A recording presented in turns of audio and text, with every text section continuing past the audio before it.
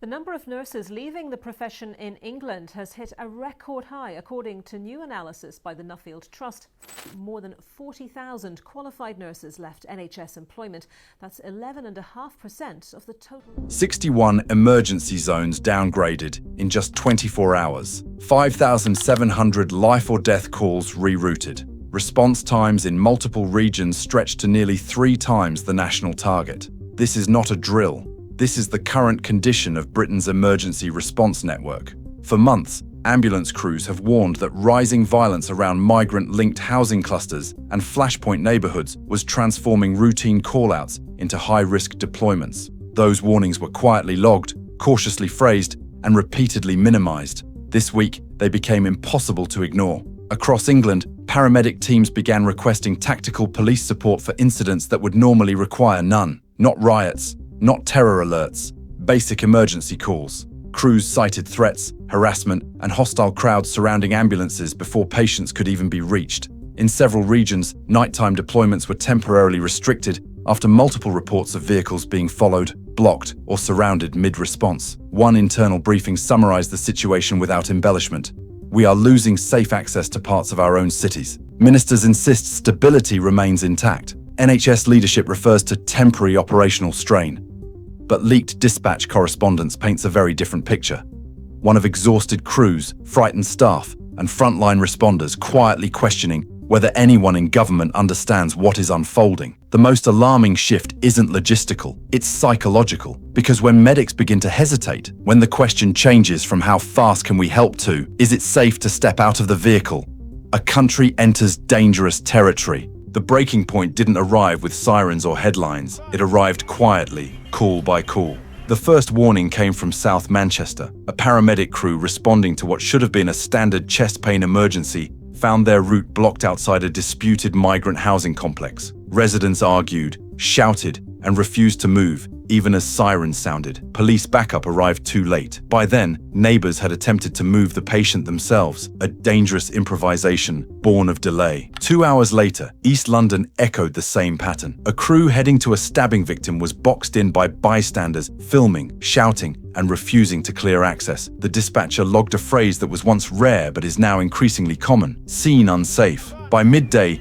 NHS command dashboards flagged a nationwide spike in obstructed access incidents, nearly triple the weekly average. These events were not random. They clustered around the same locations repeatedly: neighbourhoods under pressure from overcrowded housing, unresolved community tensions, and rising mistrust of authority. Officials won't say it publicly, but senior emergency planners describe it privately as a collapse of social boundaries. In Birmingham, a paramedic was surrounded by a group accusing him of aiding the wrong side of a dispute. Internal body cam footage shows him retreating back into the ambulance as the crowd pressed forward. In Bradford, a crew responding to a mental health emergency was hit with thrown objects while navigating a congested estate street. They withdrew for safety. The patient deteriorated during the delay. In Leicester, a nighttime call escalated so rapidly that medics sheltered inside their vehicle for nearly 10 minutes until police arrived. Emergency medicine relies on one basic assumption: that the public will allow access. In too many places, that assumption no longer holds. If the scenes on the streets revealed the cracks, what unfolded inside Britain's emergency coordination network exposed the fracture running through the system's core. Behind sealed doors, inside regional command hubs from Manchester to Leeds, the conversation shifted from efficiency to survival. Dispatch supervisors were no longer asking how quickly an ambulance could reach a patient. They were asking whether it was safe to send one at all. One senior dispatcher in the West Midlands summarised the shift during an internal briefing that was never meant to leave the room. "Half of what we're handling now isn't medical emergencies anymore," they said. "They're security risks with medical consequences." That single sentence captures how far the system has drifted from its original purpose. Inside London's Emergency Coordination Centre, the atmosphere hardened hour by hour. Risk assessments were no longer updated per shift, but minute by minute.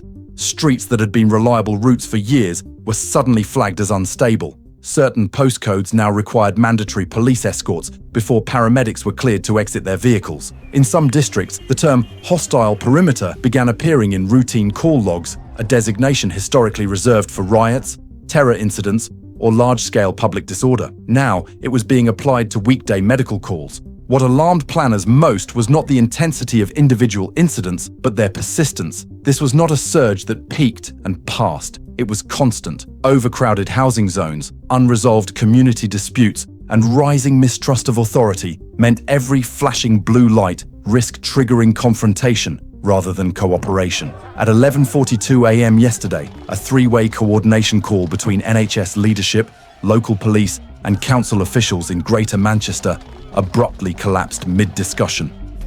2 ambulance crews in separate locations reported being physically prevented from exiting their vehicles at the same time. Command staff split into emergency sub-teams, rerouting resources on the fly just to prevent cascading failure.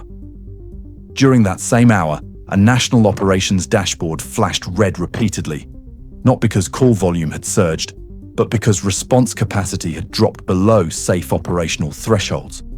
That metric is rarely discussed publicly because it reveals the truth policymakers fear most. The system doesn't fail from overload alone. It fails when fear, hesitation, and delay compound faster than resources can recover. While emergency operators recalculated risk in real time, Westminster maintained its calm. Official statements emphasized resilience, coordination, and monitoring. But inside the system, those words rang hollow. The disconnect wasn't about data. It was about proximity to reality.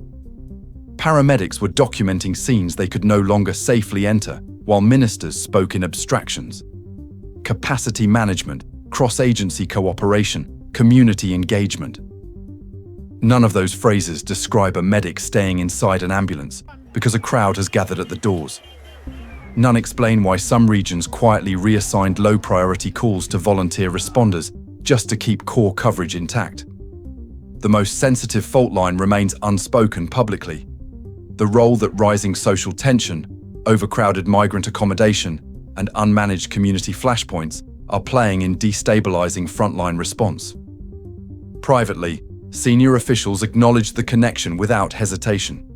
Publicly, they avoid it entirely. Earlier this week, an internal Home Office assessment warned that environmental volatility linked to unverified arrivals was already overwhelming service routes in 5 major cities. The report recommended rapid reassessment of neighbourhood risk zones and additional protection protocols for emergency workers. None of those recommendations appeared in public briefings.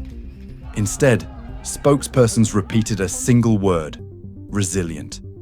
Inside operations rooms, different words dominate: strained, unpredictable, unsustainable. Several advisors urged the Prime Minister to address the nation during the peak of disruption. The request was declined. Acknowledging the scale of the problem, aides feared, would invite questions the government is not prepared to answer. Why were frontline warnings deprioritized for months? Why were safety reports logged without follow-up? Why does the government continue to describe stability while those running the system describe fragility? One senior insider put it bluntly: ministers think this is a staffing problem. It isn't.